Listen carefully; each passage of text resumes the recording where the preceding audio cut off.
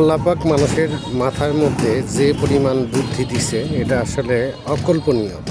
কিন্তু আসলে আমরা মানুষ হিসেবে সেই বুদ্ধিগুলোকে আমরা কাজে লাগাই না। কাজে লাগাইলে সেটা দিয়ে আসলে অনেক কিছুই করা সম্ভব।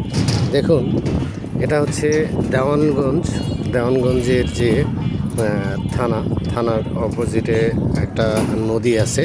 সেই নদীতে মানে দুই পারের মানুষ যাতায়াতের জন্য নিজেরাই গ্রামবাসীরা মিলে একটা খুব সুন্দর ব্রিজ স্থাপন করছে। এটা হচ্ছে ভাসমান একটা ব্রিজ, ড্রাম দিয়ে। এটা যে প্লাস্টিকের যে ড্রামগুলো আছে দেখতে পাচ্ছেন, সেই ড্রামগুলা দিয়ে একটা ব্রিজ তৈরি করছে।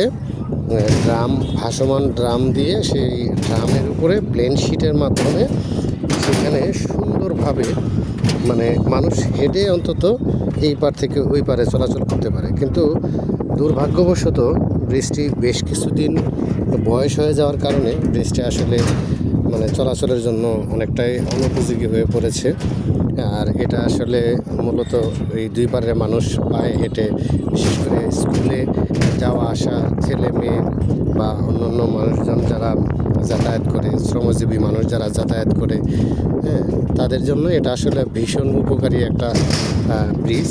কিন্তু এটা আসলে উপজেলা প্রশাসন এবং এলাকাবাসীর ব্যক্তিগত উদ্যোগেই এটা করা সম্ভব হয়েছে। কিন্তু এটা আসলে সময়ের সাথে সাথে এটা আসলে তো স্থায়ী না, এটা আসলে অস্থায়ী। সময়ের সাথে সাথে এটা অনেকটা ব্যবহারের এখন অনুপযোগী হয়ে যাচ্ছে। তা আমার মনে হয় এটা খুব দ্রুত এটা সংস্কার দরকার এবং খুব দ্রুত এটাকে এইখানে ব্রিজ করা এটা দরকার। কারণ হচ্ছে যে দুই পারের মানুষ যাতায়াতের জন্য এটা একটা বড় মাধ্যম। আর এই ভাসমান ব্রিজ গত কিছুদিন আগে এই কচুরিপানার একটা ঝাঁক এসে এই ব্রিজটাকে এইখান থেকে সরিয়ে নিয়ে যায়। মানে তীব্র বাতাসের স্রোতে এই ব্রিজটাকে আর এখানে রাখা সম্ভব হয় না। আলটিমেটলি এই ব্রিজটা এখান থেকে সরে দুই ভাগ হয়ে যায়, তখন এই ব্রিজটা অনেক বেশি ক্ষতিগ্রস্ত হয়। তো আসলে এটা এই এলাকার মানুষের জন্য এটা যাতায়াতের অনেক বড় একটা মাধ্যম। তবে এটা খুব দ্রুত সংস্কার করা খুবই প্রয়োজন।